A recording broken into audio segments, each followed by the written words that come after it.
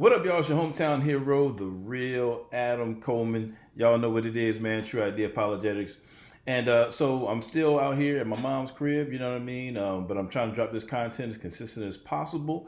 And what I have for y'all today is actually pretty cool, man. I'm going to give you the video from the last public appearance that I made before the whole COVID-19 pandemic shut down all the speaking engagements and all that kind of stuff. So I wanted to give you all that. And I think you really enjoyed, man. It's on the topic of, is Christianity the white man's religion? And I'm pretty sure I've got some arguments in here y'all haven't heard before. So y'all know what it is, man. Love God, love people, take care of the things that God blesses you with. Peace. All right, how y'all doing? All right, all right. Long time no see. Yeah. Right, right. Well, glad to be back here in here one more again. You know, again, I'm Adam Coleman, host of the Tru-ID podcast, founder of Tru-ID Apologetics. And quick question: can I start the slide now? If I push the button, will it go? Or okay, there we go. Tru-ID podcast. Isn't that a nice logo, y'all? Y'all like that? Okay, yeah. Check us out on Facebook and everything. We'll get to that later on. So the question before us today: is Christianity the white man's religion? Just by a show of hands, like how many people have either ever asked that question themselves or been confronted with it, or kind of heard people kind of throw that around? Anybody? Okay, cool. So I'm not by myself, all right? Oh, you haven't? Okay, good. That's a good thing. See, we were just talking about shining our light this morning. I guess that's you just been shining so bright. It doesn't even happen to you like that. That's all right. All right. So we're going to be tackling that question today. So I'm going to go ahead and get started with prayer, if that's all right, y'all. And then we'll be moving forward. Father, we just thank you for giving us another opportunity to come before you and just learn the wonderful things that you have done in the earth realm, Lord God, and learn ways to defend the faith and be able to dialogue with family members, friends, and anybody that we come in contact such that we can point them back towards you. We give you thanks for this time. In Jesus' name, amen. All right, excuse me. In his legendary work, Souls of Black Folks, W.E.B. Du Bois famously said that the problem of the 20th century will be the problem of the color line. Right?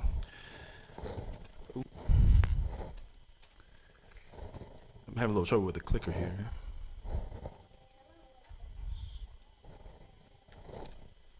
Okay.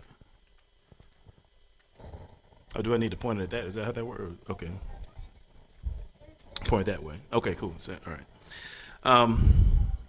Yeah, so W.E.B. Du Bois said that the problem of the 20th century is the problem of the color line, right?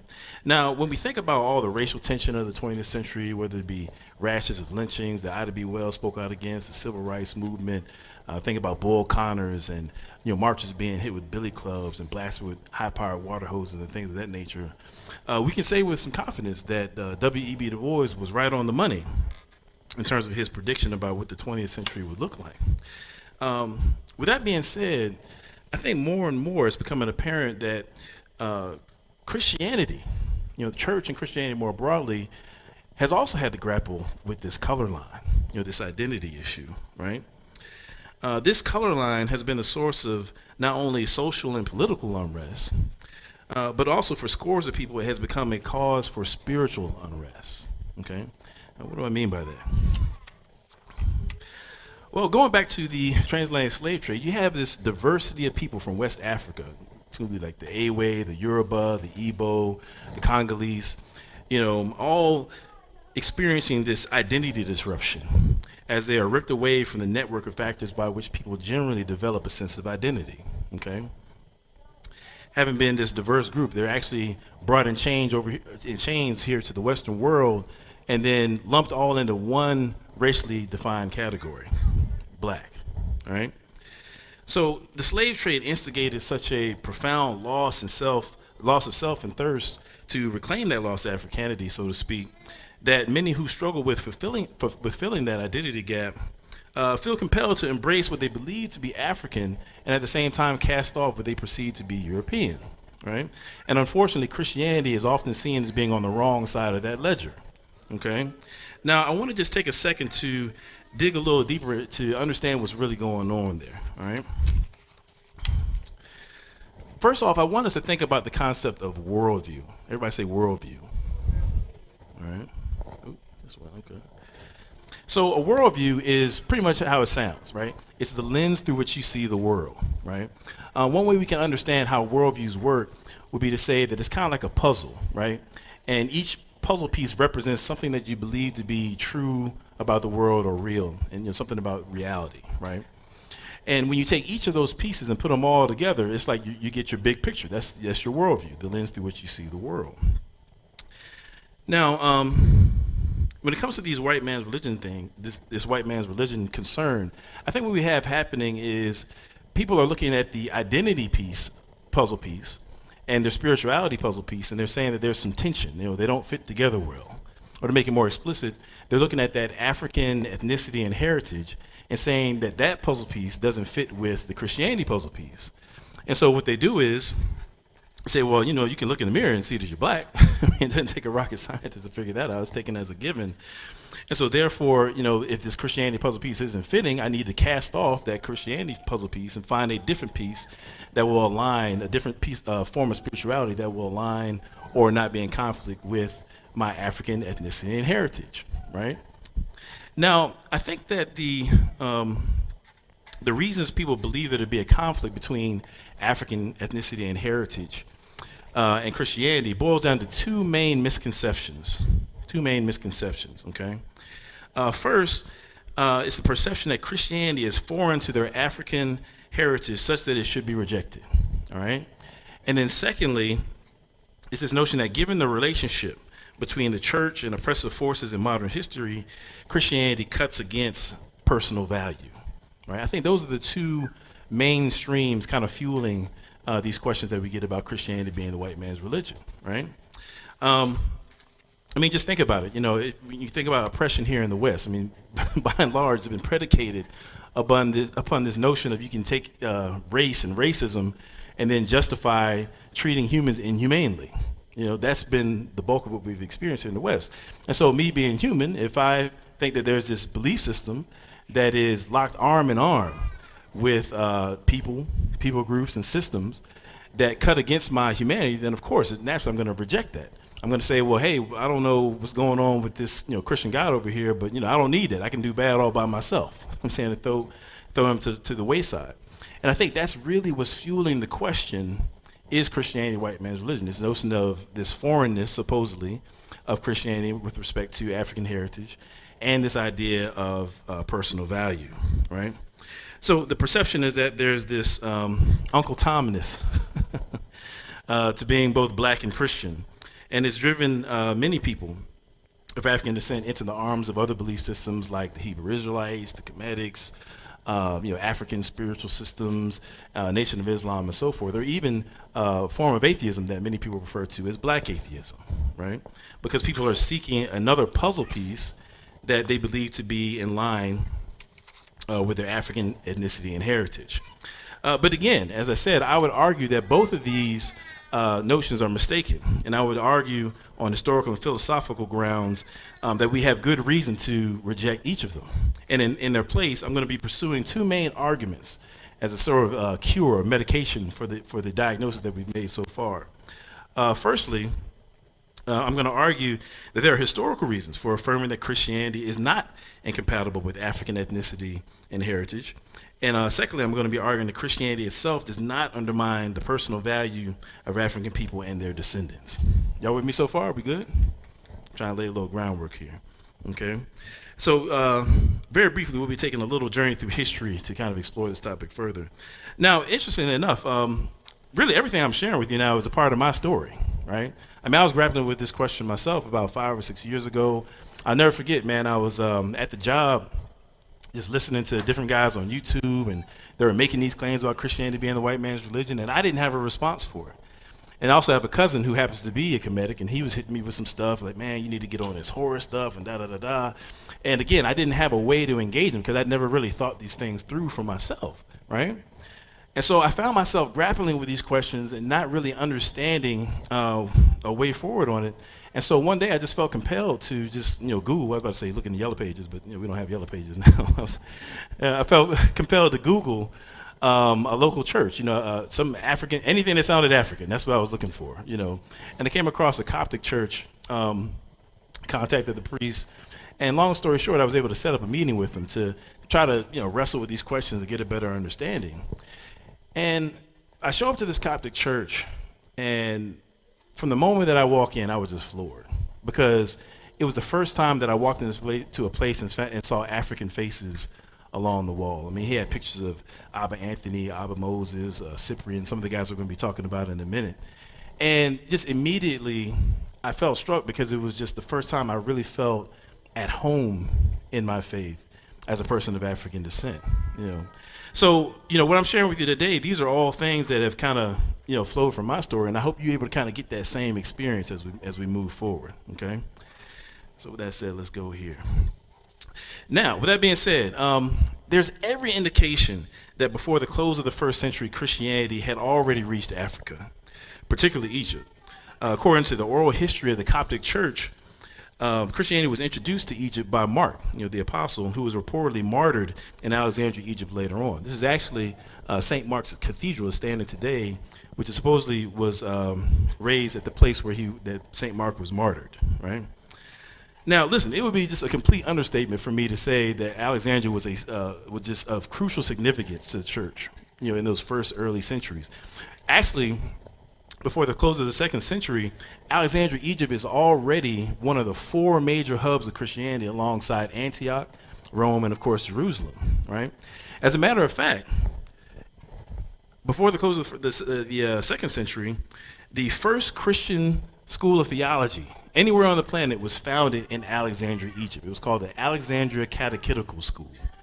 Alexandria Catechetical School. I probably should have said this up front. You may want to take some notes. We'll be covering about 2,000 years of history, so you might want to kind of jot some things down as we go, right? So yeah, the Alexandria Catechetical School, I mean, you have some real heavyweights, coming out of there, like a guy named Origen, right? He's actually credited with being the father of systematic theology, right? He's also the first guy to engage in what we call textual criticism, right, within the church. So textual criticism is where scholars will take different manuscripts of different documents and try to compare them against one another to find out what the original said. And Origen had this thing what he called the hexapla, where it was a Bible with 6 different translations all lined up with one another. So as he was studying, he could compare and contrast as he went. He was the first person to do that. And so it kind of gave birth to textual criticism today. Again, a theologian from Alexandria, Egypt, went through the Alexandria Catechetical School. You also have a gentleman by the name of Didymus the Blind. As you might imagine, he was blind, and he was actually known to have carved Bible verses in wood, so that he could read them. So it was like an early form of Braille. That's how he studied the scriptures. Early theologian from Alexandria, Egypt. Now, actually, before I move on from Alexandria, I gotta highlight my boy right quick. Saint Maurice. I mean, just think about like Maurice, just the name right there. Like, he black. You know what I'm saying? It's just Saint Maurice, right? You can actually look at him. Look, he's rocking a hoodie right there, or something like that. But ancient hoodie. Now, Saint Maurice was an early martyr of the Christian church. He was actually a commander of a regiment of soldiers in the Roman army. And so Emperor Maximus one day comes to him and says that he wants him to attack a group of Christians that had some sort of uprising. But being a Christian himself, St. Maurice said, I'm not going to do it. And he commanded his regiment, who were also Christians from Egypt, to stand down. And they refused to attack these fellow Christians. And so Maximus' orders was called decimation, right? Now, decimation was where they would take 1 out of every 10 in your regiment and just execute them right on the spot. So he orders that. You got one wave of guys get executed. St. Maurice still refuses. And so Maximus orders another decimation. Say, okay, that's another 1 out of every 10. Gone. Boom. Executed. And so, St. Maurice and his regiment of Christians, they still refuse to attack these fellow believers. And so ultimately, unfortunately, Maximus orders the execution of the entire regiment, and they all become martyrs for the faith. This is an early Christian martyr document. It's the earliest ones, one of the earliest documents, I should say. All right. Oh man, that's my dude, man. Maurice went hard in the paint. With that being said, let's move a little bit forward onto some other regions in the northern part of Africa, right?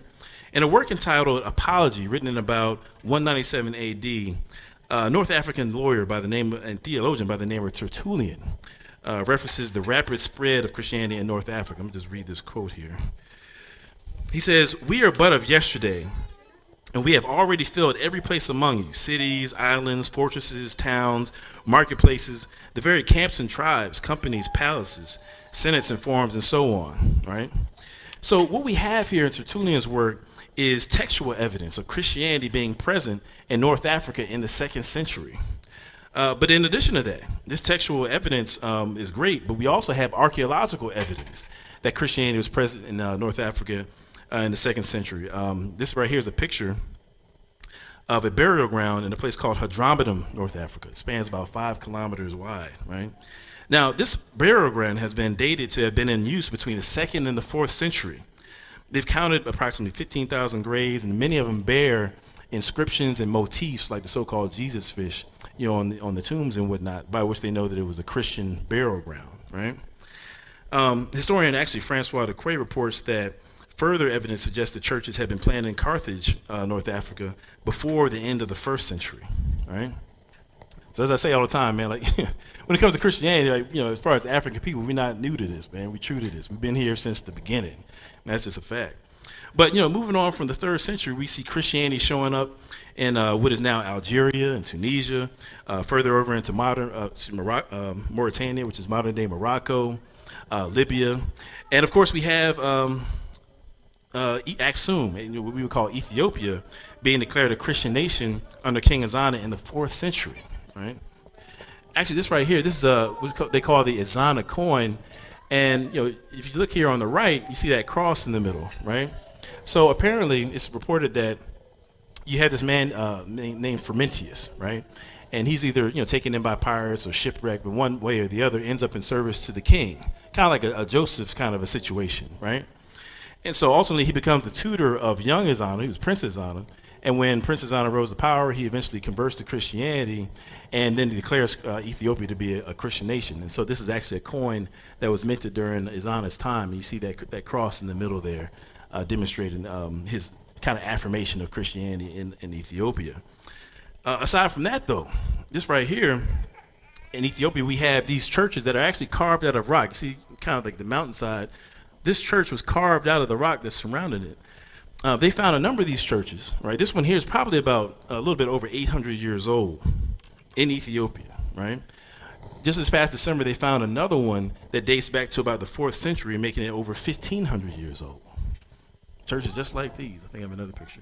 You can kind of, you can't see it there, but it's actually, if you see the other side, it's in the shape of a cross. You kind of see the 4 wings there of a cross, so to speak, right? So then, of course, you have ancient Nubia. We got a little shout out to my man King Silko right quick. This is one of his inscriptions. Ancient Nubia, which is modern-day Sudan, is Christianized in about 450 AD and remains Christian up until about the 14th century. So when you just do the math, you've got this Christian nation on the continent of Africa for about 1,000 years, with all of that coming before the transatlantic slave trade. How many of y'all have seen or heard about the Hidden Colors video or some of these documentaries or all that kind of? Yeah, you have. How come they don't ever talk about this stuff right here? That's what I want to know. A Christian nation on the continent of Africa for 1,000 years before the transatlantic slave trade. But the YouTube, I think my man said YouTube University. They don't like to talk about that part. You know what I'm saying? Right. All right.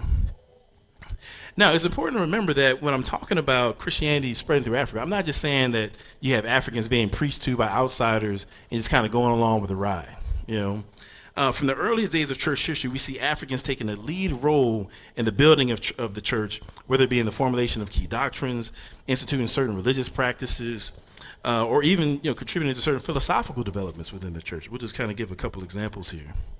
For example, Tertullian. Shout him out a second ago. He's a theologian from North Africa, reportedly to be of Berber descent. The Berbers are an indigenous ethnic group in North Africa. Now, one of the most central doctrines in really the church is the doctrine of the Trinity. Right, it's one of the distinctions that we have. Right. Well, where do you think we get the word Trinity from? You might have guessed it. From Tertullian. Right. Tertullian was known to be the father of Latin theology because he wrote his works, his theological works in Latin. It was believed to be the first person to do so, right? And the word Trinity comes from the Latin word Trinitas, which you find in his work titled Apology, right? Where he lays out an in-depth defense of an early conception of the Trinity, right? And actually, we can take it even a step further than that. Sometimes I like to joke that Tertullian is kind of like, you ever heard of E40? Anybody? You got any hip hop E40? Well, E40 is referred to as being like the lexicon of hip hop. He's always coming up with different words. That's kind of how Tertullian was. You know what I'm saying? Because you got, he comes up with the term the Trinity. But actually, also, when you look at your Bibles, when you think about the Old Testament, New Testament, those terms were actually coined by Tertullian as well. So when you pick up your Bible, you have this African influence already that most of us aren't aware of. But on top of that, I got to bring this up as well. How many folks have ever heard of the infamous Council of Nicaea? Anybody? Yeah, you got all kind of pseudo scholars online. Everything happened at the Council of Nicaea. Supposedly, it's all kind of conspiracy theories. Jesus was created at the Council of Nicaea. The Bible was written at the Council of Nicaea. Popeyes got the recipe for the chicken sandwich at the Council of Nicaea. I mean, it's always whatever. Any kind of conspiracy theory, you're gonna pin it on the Council of Nicaea.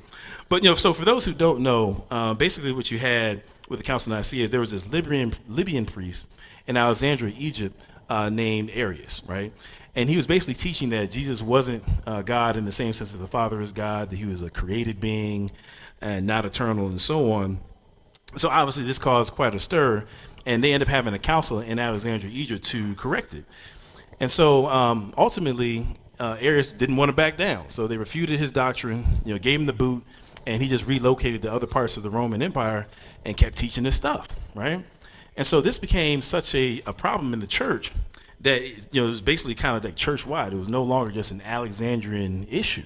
Now, at the same time, you have Constantine, Emperor Constantine, who had just kind of like risen to power in Rome, and his thing was he just wanted peace in the empire. He didn't want people beefing because then that would make problems for him.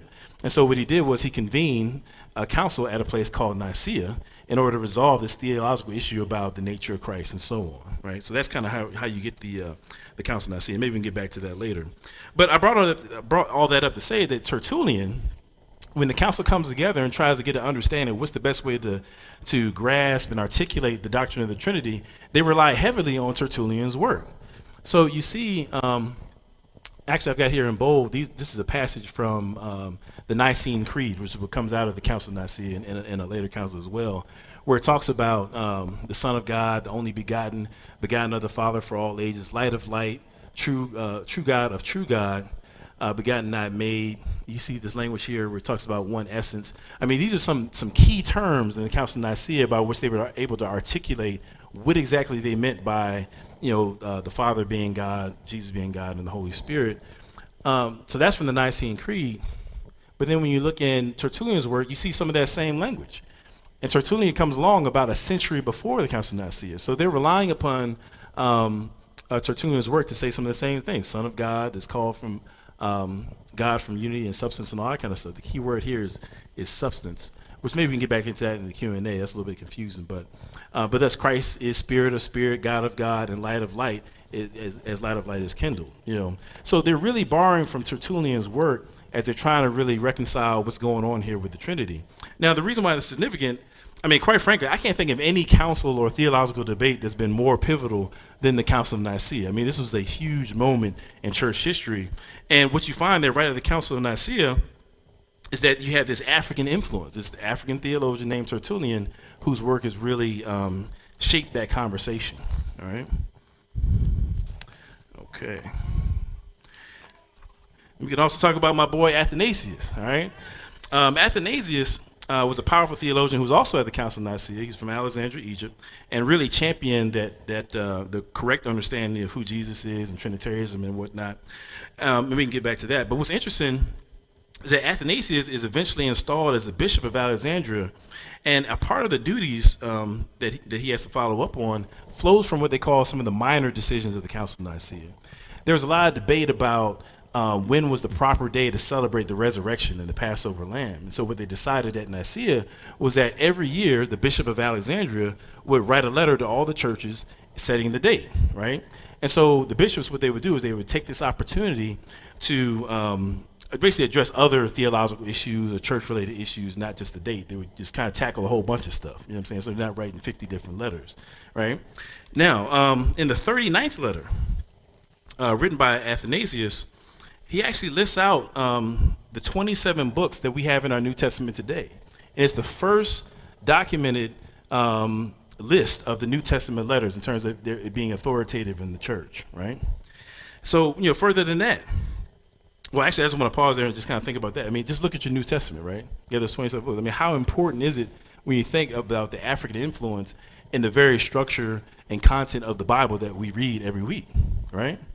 So again, that just kind of speaks to the fact that Africans, we're not just bystanders, we're really involved in the nitty gritty of how Christianity has progressed. But with that said, I got to talk about my man, Augustine. I could do a whole presentation on Augustine. That's my dude. You know what I'm saying? He's another North African theologian from a place called Tagas, and he's born about the late 4th century. Ethnically, he's also reported to be of Berber descent. Now, again, the Berbers are an indigenous African tribe. And scholars note that Augustine's mother, her name was Monica, and Monica was a popular or common Berber name. So from that, they just derived that he was, at least on his mother's side, Berber descent, right? And so we'll revisit a lot of his stuff in a minute, but I just want to take a note real quick that in Augustine's writings, he also affirms the same 27 books of the Bible that we have in our New Testament today, right? With that being said, towards the end of the 4th century, in 393 AD, they have a church council in a place called Carthage, right? Everybody say Carthage. All right. They have a church council in Carthage, and it's the first time that a church council weighs in on what books of the Bible, are considered to be, which writings are to be considered as authoritative. It's what we call the process of canonization, right? Basically, to kind of make it simple, canonization is basically the process by which the church came to recognize or understand which scriptures were authoritative, right? Now, this was the first council in 393 AD in Carthage where a council weighed in on it. And later on, you find in later councils where they're really trying to firm that notion up, they rely upon these councils' rulings, so to speak, to understand which scriptures are to be taken as authoritative. Now all three of these councils, the Council of Carthage in 393 AD, the Council of Carthage in 397 AD, and also in 419 AD, in these three councils, Augustine is kind of overseeing them all, and they rely upon his works, you know what I'm saying, and really solidifying this notion that the 27 books that we have in our New Testament today are indeed authoritative. So again, I just want to kind of just really drive that home. I mean, when it comes to Christianity and the development of the Christian church, doctrines and so forth, Africans are not like on the periphery, okay? We're right there in the mix, making like significant contributions. I mean, how much more significant can it be than really dealing with matters of what's in the biblical text, right? Okay, so just to kind of put a bow on this point about African Christianity, I just want you to kind of like think about this for a second, all right? Britain, Spain, France, the Danish, and Portugal, right? Those are the 5 nations that were most involved on the European side of the transatlantic slave trade, okay? Now, of all those nations, Britain is considered to be the oldest in terms of, resembling anything that it looked like during, the transatlantic slave trade. Britain is the oldest one, okay? Now, Britain dates back to about the 5th century, right? So that means that you have Christianity flourishing on the continent of Africa for 5 centuries before any of the nations that enslaved our ancestors even existed. Just a little food for thought there. Again, we're not new to this, intruders, man. We've been around for a while. Now, with that being said, just for the naysayers out there, I know that, not to say that you guys are naysayers, maybe somebody online or something like that, I just want to clarify. But, a lot of times people will try to argue back and say that, I've just named out places that are in North Africa or in East Africa. But what about the West Africans? Our people were taken from West Africa. So what can be said about the interaction between West Africans, enslaved persons, and Christianity? So, lest I be accused of not tying up those loose ends, I want to take a moment to address this this dynamic between African enslaved persons and Christianity as they encountered it. Now, just real quick, I just want to say this. Like, when I first started digging into this stuff for myself, again, I was grappling with these questions as well, right? And when I first started, this was kind of the notion that I had in my mind, right, in terms of how Christians, African enslaved persons became Christians. You got the slave master in a Kunta Kinte type scenario where he's got the Bible in one hand and a bullwhip in the other, beating Christianity into the slave. I call that the Farrakhan version of history. But anyway, that was my understanding, and that was all I knew about it. But one day I just felt compelled to look into it for myself. So I decided I was going to read some slave narratives, right? Accounts of slaves' experiences in their own words. And I came across this quote that I want to read to you right quick that really shook me up at the time. And now these are the words of former slave John Brown, who's describing what Sundays were like on the plantation. He talks about how it was pretty much a light work day. Everybody would gather at the slave master's house, and this is what he has to say here. Okay. It says, Master John's wife would start the meeting with a prayer and then would come the singing, the old-timey songs. But the white folks on the next plantation would beat their slaves for trying to do like we did. No praying there and no singing, end quote. Now, this really struck me right here because, again, in my mind, all the thing I knew about was like that Kunta Kinte scenario where you had Christianity getting beaten to the slaves, used to, subjugate them and so forth. And so I thought this was kind of odd, right? But then it dawned on me that maybe I didn't know the whole story.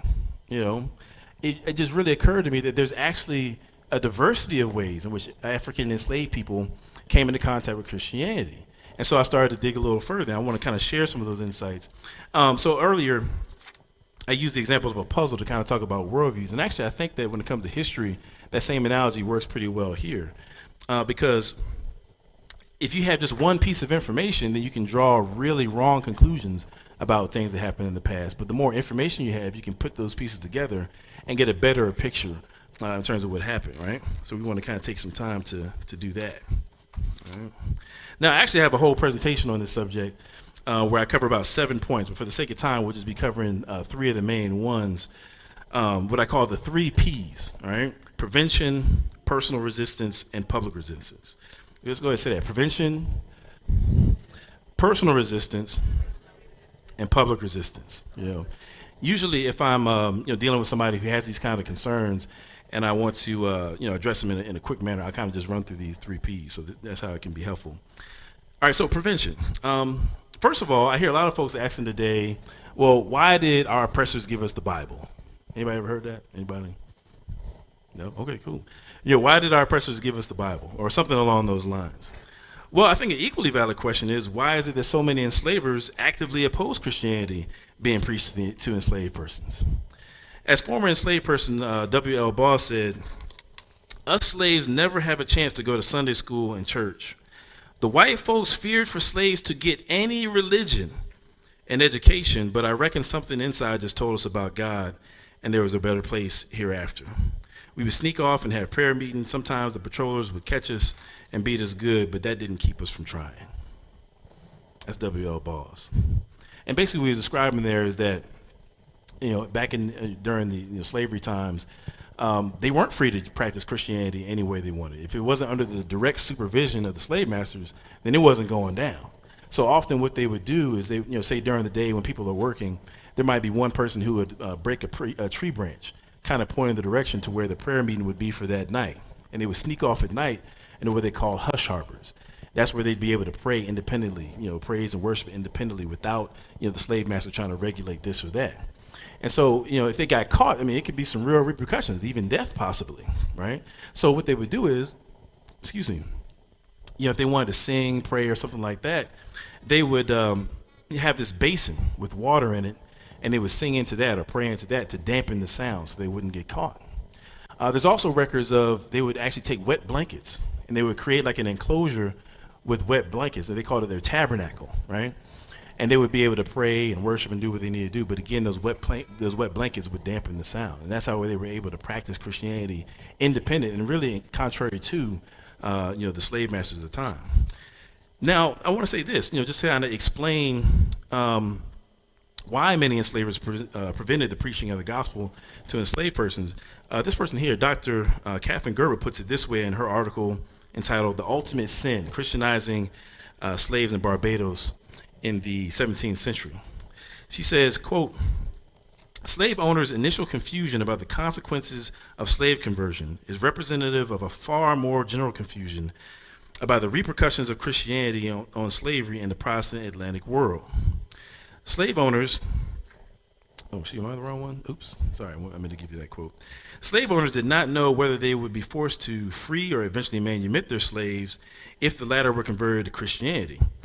Some were also concerned that Christianity would give slaves dangerous ideas about equality, about freedom, and allow them to become too similar to their Christian masters, end quote.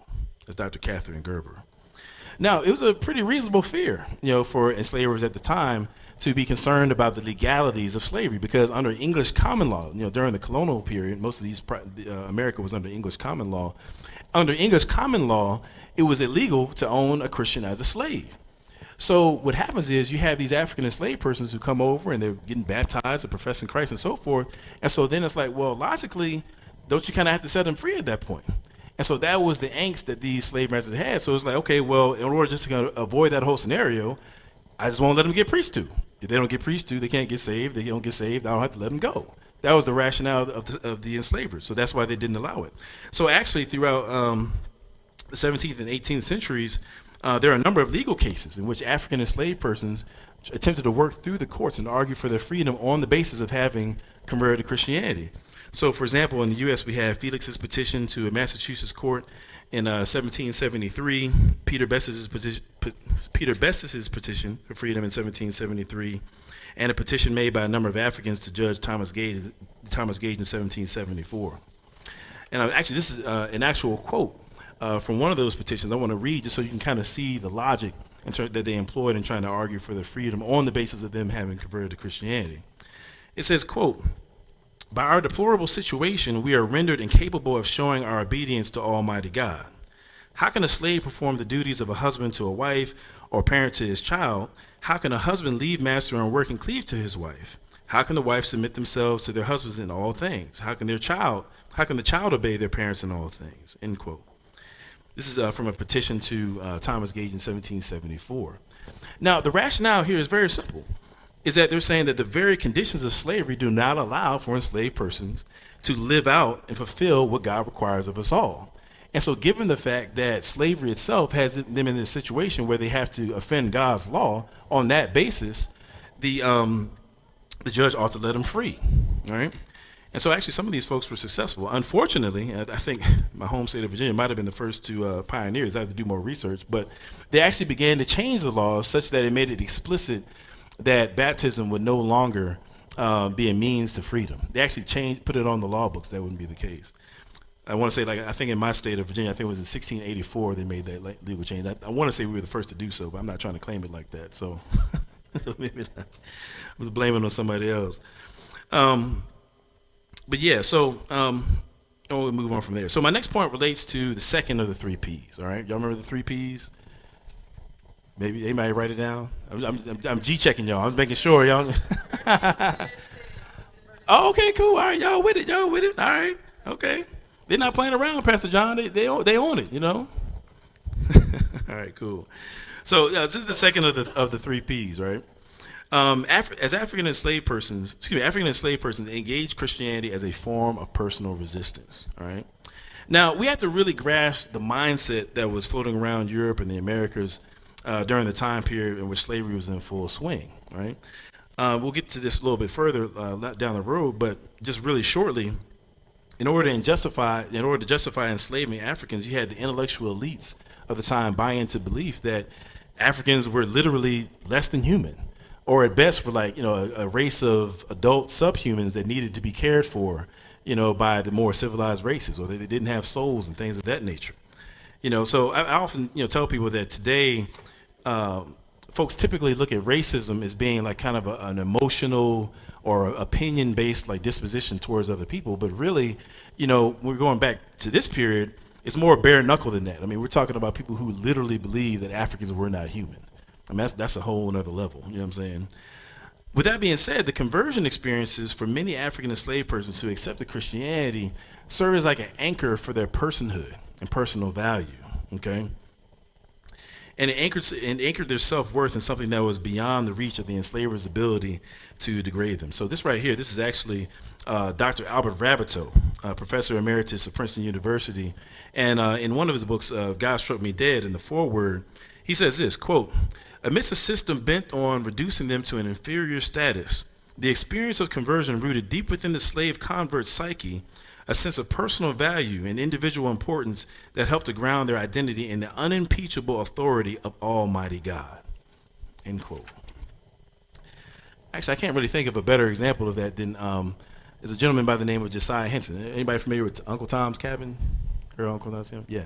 So, now that's pretty much, nobody wants to be called Uncle Tom. It's, when I was coming up, I guess they switched it up. It was like Carlton Banks. If somebody called you a Carlton Banks, it was like the same kind of meaning, you know what I'm saying? There was Clarence Thomas for a while, but anyway. Unfortunately, actually, the Uncle Tom actually wasn't a negative initially. Harriet Beecher Stowe wrote that book to demonstrate the humanity of African enslaved persons. And she based the character, Uncle Tom, on a real gentleman by the name of Josiah Henson, right? Or Reverend Josiah Henson, I should say.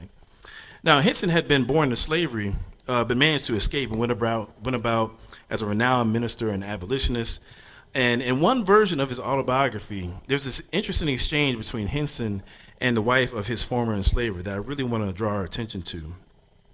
So Henson reports that after living as a free man for about 50 years, he just had this desire to go back to the place where he'd come from. He wanted his wife to see from where he'd come. And so he arrives at this Maryland plantation, and he describes it as being just run down, kind of a shell of what it used to be, just not quite the farm that he had remembered growing up. And likewise, the wife of his former enslaver, she was just in real bad health, just real bad shape, couldn't hardly see. Her memory was real sketchy. She was bedridden. And so he goes in to see her, and she initially, the wife of his former enslaver doesn't recognize him, right? And so earlier in his autobiography, he talks about how he had saved the life of his former enslaver one day, and in the process, he had just shattered his arms, got tore up, and he still had these scars that he bore for the rest of his life. And so, as he goes in to see the wife of the slave master, he allows her to feel the scars to kind of jog her memory of who he is. And so she touches the scars, and immediately she remembers, remembers who he is. She says, "Oh, Sai, it's short for Josiah." She says, "Oh, Sai, I'm sorry to tell you this, but your master is dead and gone." And then he responds to her by saying, "No, madam, my master is yet alive." He's referring to Jesus Christ. See, my master is yet alive. This simple yet profound statement gives us a glimpse at what Christian conversion was for so many African enslaved persons. It was, in a sense, a declaration that you may have my body, but you can't have my soul. That's what we're talking about when we're talking about the conversion experience of African enslaved persons. So in a sense, just giving themselves over to the lordship of Jesus Christ, enslaved persons found liberty from their earthly master through submitting to the master of us all. So this conviction coming from a place of God-given worth was foundational for the black church and the black community more broadly during the period where Africans were fighting for not only abolition, but really on up through the civil rights movement as well, right? So this leads us to the third of our 3 Ps, right? Public resistance. Now, it's just a historical fact that Christianity provided a framework for public resistance of slavery. The fact of the matter is, whether it be abolition, civil rights movement, whatever, there has been no force in American history that's been more potent for African freedom than Christianity. That's just a fact. It's not even arguable, So when I talk about public resistance, there's a lot of different directions I could go with it. We could call out a number of abolitionists like Frederick Douglass, a lot of Equiano, Adebayo, Henry Highland Garnett, James Wesley Le Guin. We could talk about Martin Delany. It was actually my personal favorite. There's just so many few people that we can name who opposed slavery on the basis of their Christian convictions. And let me just say this right quick. We're in Black History Month, right? I don't know if this is in my notes or not. Maybe it is, maybe it isn't. But it's just my little personal pet peeve. I just got to get off my chest right quick. One thing that I can't stand is what I call the de-christianization of Black history. The de-christianization of Black history.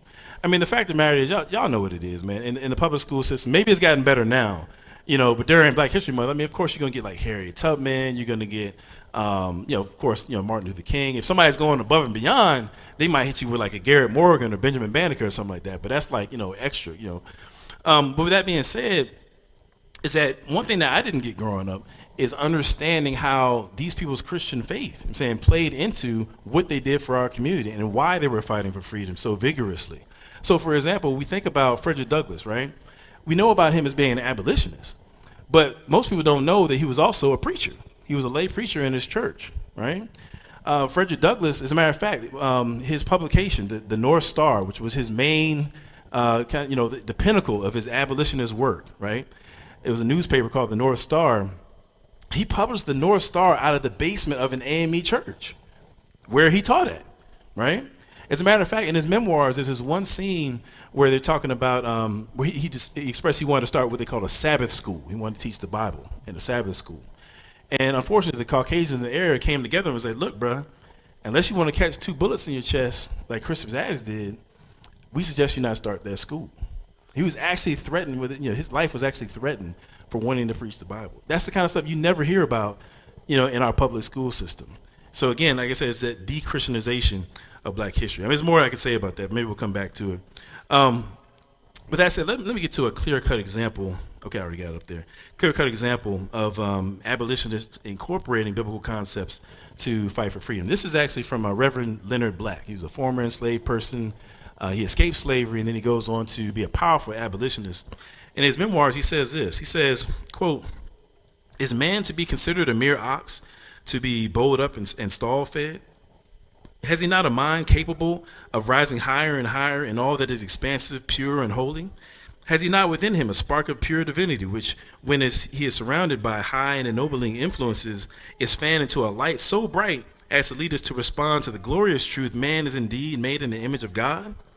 Do you talk of selling a man? You might as well speak of selling immortality or sunshine." End quote. It's kind of got some bars there at the end, but with the sunshine, I like that. But what I want to draw attention to is that his mentioning of man being made in the image of God, right?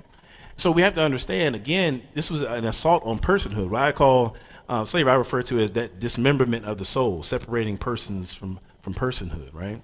And so what you have is this notion of us all being made in the image of God being like the foundation from which, or maybe like the moral currency, if you will, that abolitionists employed in order to argue their case to the broader society, right? So that's what you see them. And there's several other examples I could give. Actually, I have a whole presentation on the image of God and the Black experience and how you see this theme flowing throughout the majority of our history. So, coming full circle here, there's no doubt that there are professing Christians that have, stood on the wrong side of the race question. I'm not trying to, paint as if nobody did wrong, right? However, my whole point is that our story doesn't begin or end there. We have a terrible problem in the African community of, starting everything with, with the cotton fields. It's not like we just appeared, one day, picking cotton in the fields, and that's all there is to say about our history. And we really have to help people get out of that. But historically, it's a fact that Christianity has been in Africa for about 2,000 years now, with about 1,500 of that coming before the transatlantic slave trade. And here in America, as African Americans pushed toward freedom and equality, they found a bedrock of personhood and liberty through the biblical worldview in such a way that they were able to fight internalized oppression, and also challenge the moral systems that stood before them through public resistance. Right? We can go even further with that. But so to say that, to kind of wrap it up. Oh, okay, I won't get there too fast. It's because of historical evidence like what I've just laid out so far that we can claim that the first of my 2 major claims is sustainable. That African Christians today, we stand on the shoulders of giants, 2,000 years of giants, as a matter of fact, such that we have these historical connecting points where we don't have to have this sense that Christianity is foreign to our African heritage. All right, there we go. Now we got to get to some of the tougher stuff. How am I doing on time? Doing all right? Okay. 5 minutes? 15. Oh, okay, cool. Yeah, we good. We good. So that's 15. Is that a Baptist 15, or is that a 15-15? That's how I clarify, right? All right. So actually, what I think I'm going to do is, because this might take me a little further than the 15, I'm going to kind of give a condensed version of this next point. So everybody know white Jesus. You know what I'm saying? Like, who mans is this? I don't know this dude. I don't know who that is. But I want to briefly turn our attention to a set of historical realities that I think has become a monkey wrench for many in our community. And it's kind of just difficult to really overstate it. So I want to take some time with that. Many folks look at like artworks like this, the white Jesus stuff, and they want to address it. But most of the time we don't really dig deep and really understanding what the problem is here. So I want to kind of describe the problem and give a historical / philosophical argument to kind of counteract why people are making this claim about Christianity being the white man's religion. Is that all right? See if we can do that in 15 minutes. We'll find out. So let's see. Before we go further, I want to make sure that makes a real crucial distinction between Christianity and the church. This is a real important distinction that we have to make in order for the rest of this to make sense. So when I'm referring to Christianity, I'm talking about the worldview that centers around the life and teachings of Jesus, to put it simplistically. All right, when I talk about the church, I'm talking about people professing to be Christians, whether individually or as a collective. Okay, so I want to make sure we keep that distinction in mind because I'll be using those two terms in very specific ways. All right, we with that? We good? Okay. Okay, so to really understand how, white Jesus came to be a problem, we have to understand three historical realities and their relationship to one another. All right, it's Christendom, pagan lands, and racism. Christendom, pagan lands, and racism. You can shorten it CPR. It's kind of the acronym there. All right. Actually, I talked about it this morning a little bit. With Hebrews 12:1, we're instructed to lay aside the weights and the sins that so easily beset us. So I'm going to be arguing that Christendom, pagan lands, and racism are like those three weights that have been picked up over time. Okay. All right. So the first of the three weights we're going to talk about is Christendom, and it has to do with instances where the church is blending earthly powers and culture at the expense of transcending earthly powers and culture. All right, blending rather than transcending. For the sake of time, just make sure I move through it quickly. I'm going to be sticking pretty tight to my notes, so just forgive me for that. So in the first few centuries of church history, you have like this back and forth dynamic between the church community and we'll just say the government, Roman government. Sometimes you have Christians are looked at as just being kind of a despised group that just nobody wants around, and then other times it's just really worse, where it's not just that, but just severe persecution. So there's kind of like an ebb and flow back and forth between those two peaks and valleys, if you will. But something definitive changes in 313 AD when Constantine issues the Edict of Milan. Somebody say the Edict of Milan. Yeah, the Edict of Milan, okay, in 313 AD. So the Edict of Milan made it the law of the land that all religions, Christianity included, were to be tolerated in Rome, all right? But of course, this is only the beginning, because in 325 AD, just 12, however many years later, my math is terrible, whatever that is, just about a decade later, Constantine weighs in on the Council of Nicaea, right? So you have this intermingling between the church and the Roman government, right? As a matter of fact, with the exception of maybe two emperors, I want to say every emperor after Constantine professes to be a Christian, before until the fall of Rome. So unfortunately, you have this joining of arms between Roman imperial power and church authority or influence. Constantine goes around, he's appointing bishops and assigning the church to do this or that and weigh in on, governmental issues, and just the lines get really blurred, right? However, this kind of translated into Christianity becoming more culturally acceptable. So now Christianity is no longer like these folks like on the outs, right? But they're in some sense more culturally acceptable than they had been during those kind of persecution times, right? Now, St. Augustine that we talked about earlier, St. Augustine of North Africa, coming along just one generation or so after this shift between the world and the church, Augustine writes a work called City of God, right? Now, basically, Augustine argues that in the earth realm, you've got the city of God, which is God's people, His kingdom, and the outworkings of His kingdom, and then you have the city of man, which would be like the government, the natural aspect, of this world, right? And his argument is that we're kind of like between the two of them, they're kind of like roommates that can't stand each other, but they can't get out of a lease, and so they gotta have to put up with each other for a time being. It's kind of how he depicts it a little bit, right? And so the best way for both the city of man and the city of God to coexist in the earth is to make sure that you keep the boundaries clear, and that and just know each other's roles and don't get in each other's lanes. That's kind of how Augustine argues in the city of God. Okay. Now, now fast forwarding to the Middle Ages, in which Western Europe is beginning to kind of take shape, Christianity began to spread through missionaries, right? And this is going to be kind of weaving a couple things together here, right? So it was already spreading through missionaries and making some progress, but it receives a major boost in Western Europe due to the efforts of a guy named Charlemagne. All right, somebody say Charlemagne. Okay, now I'm talking about Charlemagne on the radio show, obviously. So the original Charlemagne. In 771 AD, Charlemagne comes to power as king of an ethnic group called the Franks, right? And his biographer reports that Charlemagne is raised in a Christianized and very powerful family. So his father before him brings about Christianity in his territory, and so Charlemagne wants to take up the mantle and protecting the church, spreading Christianity through his reign, and so on, right? Unfortunately, his ambitions to so-called protect the church are running parallel alongside his ambitions to rule over all the Western world. Now, interestingly enough, Charlemagne actually reportedly slept with a copy of City of God, Augustine's work, on his bedside. But as we'll see, Charlemagne didn't quite follow Augustine's advice, unfortunately, right? So Charlemagne he's a very successful sort of like warrior king, and he goes on to conquer the majority of Western Europe. I'm actually shortening some of this, but he goes on to conquer the majority of Western Europe. Let me skip ahead here. Yeah. And in the process, he's conquering like different, pagan, European pagans. So for example, he has this war with a group called the Saxons, right?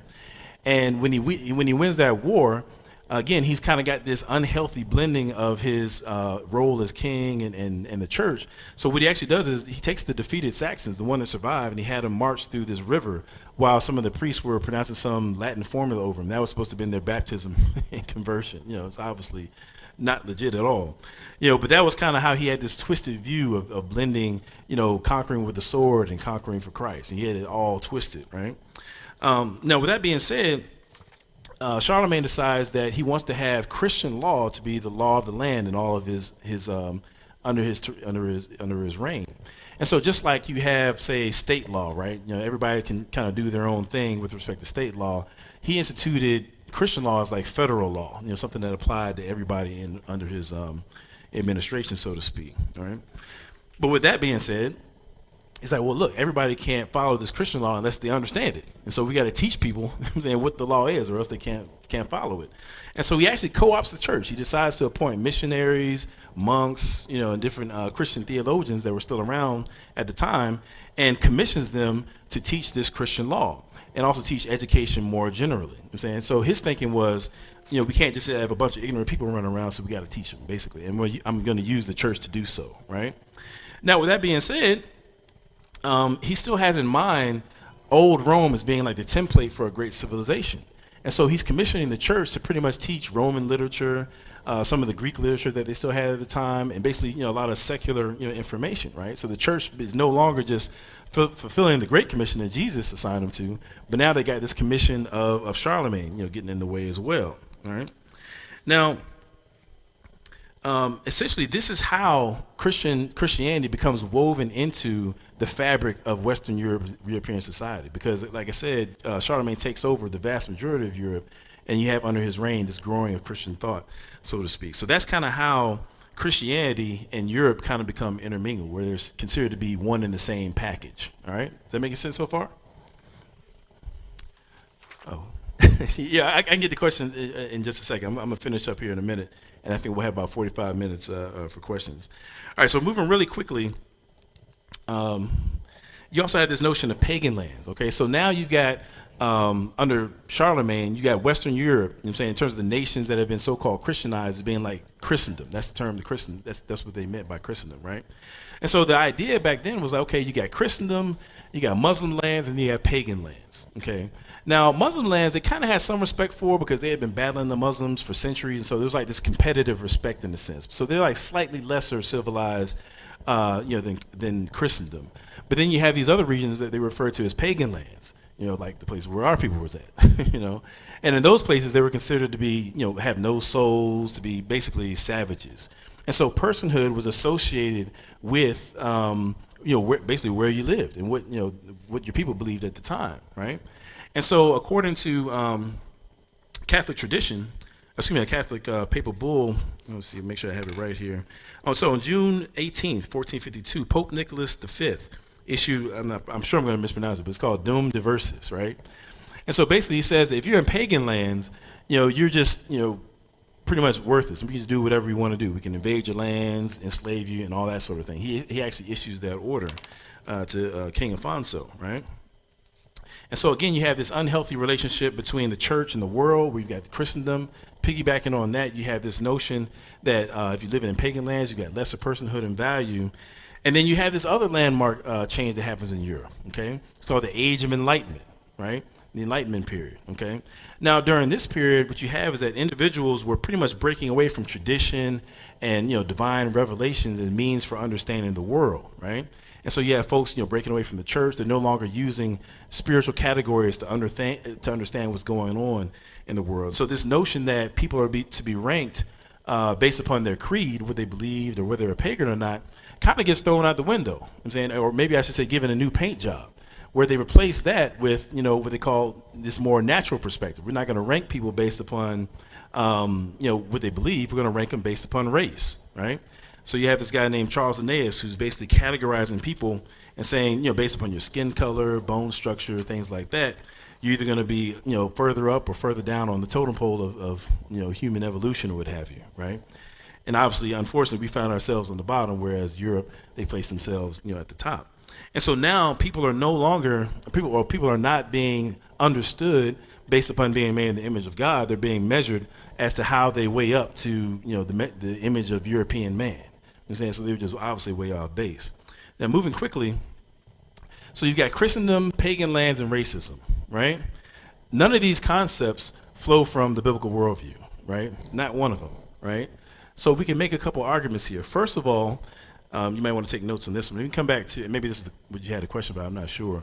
But, there's two errors that people are making when they make these kinds of claims of Christianity being the white man's religion based upon the Christendom, pagan lands, and the system that flows out of it, right, of oppression and so on and so forth. First of all, you have the conflation fallacy. You know what I'm saying? The conflation fallacy is a logical error, of treating two distinct concepts as if they were the same, right? So Christianity and the church are two very different things. So just because somebody is making claims about the church did this, the church did that, I mean, sure, yeah, the church did a lot of bad stuff. But just to say something about what the church has done doesn't necessarily condemn Christianity itself, right? There's two different things. So also we could talk about the law of identity. Somebody say law of identity. Okay. So in philosophy or critical thinking, you have what's like, generally speaking, you have three basic laws of logic, okay?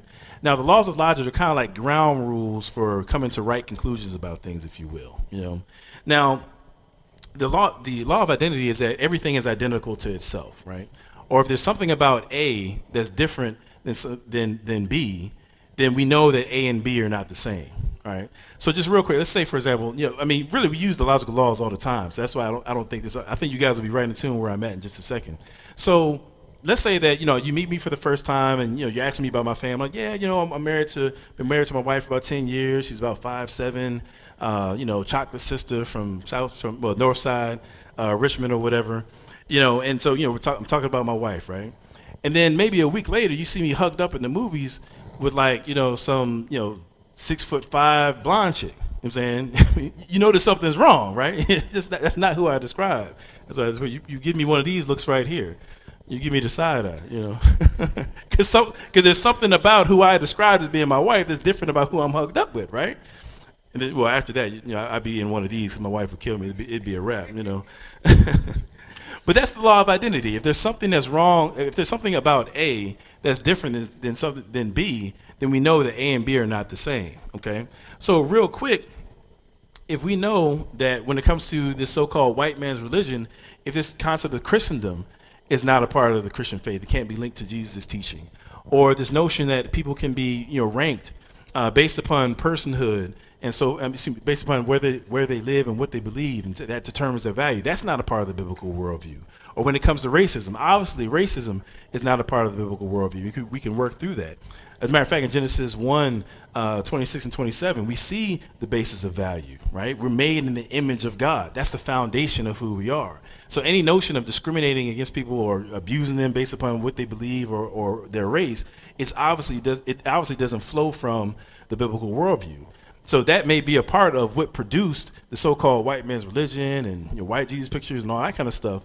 But if there's something about what people are referring to as the white man's religion that's different than Christianity itself, then we can conclude that Christianity itself and the white man's religion are not the same.